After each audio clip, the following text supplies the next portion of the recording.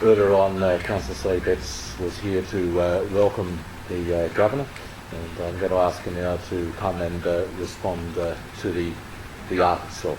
Thank you, sir. Thank you, Your Excellency, for your very nice words, and Justice Kirby and my great friend Philip. Waverley is the most densely populated area in Australia. We're only 9.2 square kilometres, but we have actually spent quite a lot of time developing our art and cultural programs. We're very fortunate that we have a very small art gallery in our famous Bondi Pavilion, where we obviously have exhibitions all the time.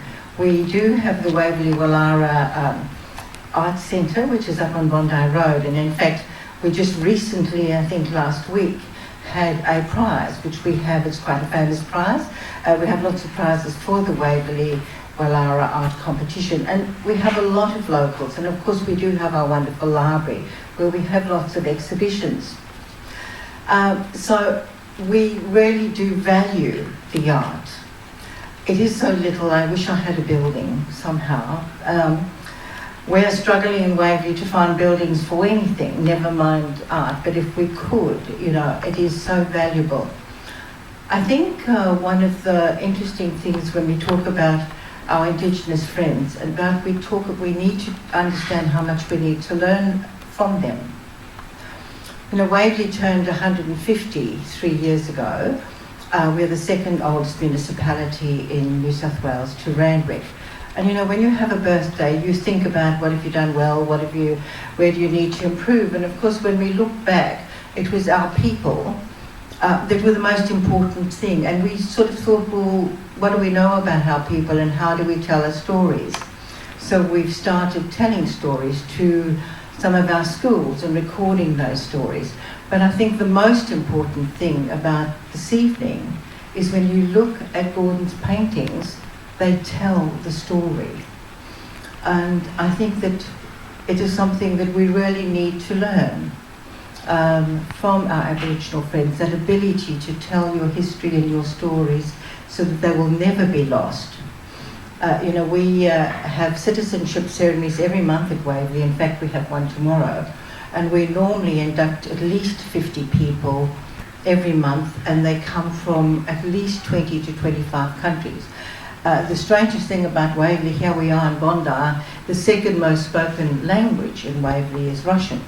So we have this huge, we are this amazing multicultural village, I always call it.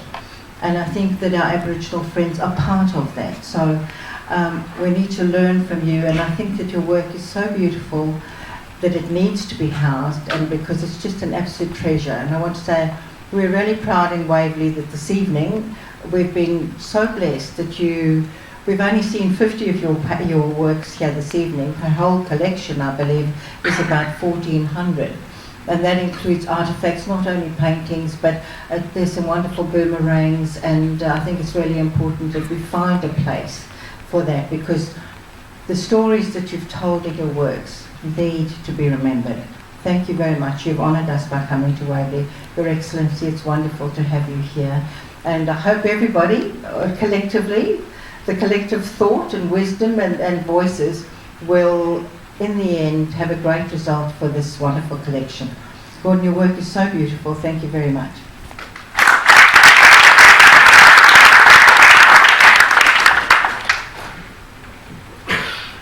Thank you, Sally.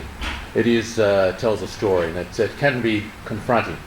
I know there's been, I don't want to get into politics, there's been a bit of a debate recently, of course, of settlement and invasion and that sort of thing, to which my contribution was that the Germans did not settle France in 1940.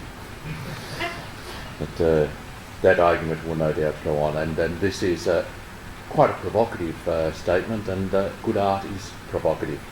And even if one disagrees with art, good art should be provocative, and it is very provocative, and we're so honoured to have this art exhibited here, even though, as I say, we want to get rid of it quickly.